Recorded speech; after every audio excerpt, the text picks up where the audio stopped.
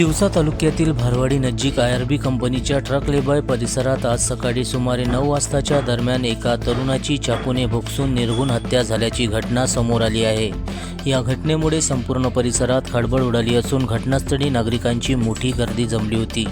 मृत तरुणाचे नाव विमल सतीश अग्रावत असून वय 30 वर्ष, राहणार राजकोट, गुजरात असे आहे।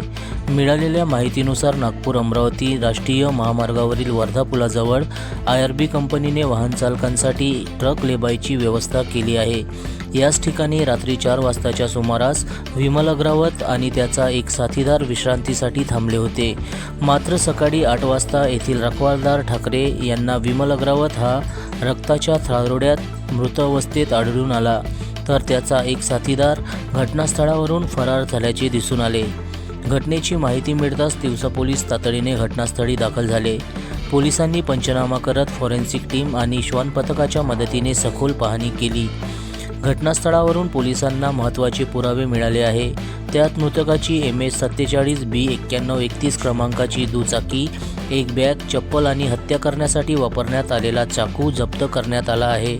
बॅगमध्ये मोबाईल फोन, दुचाकीची नंबर प्लेट, काही कपडे आणि आधार कार्ड आढळून आले।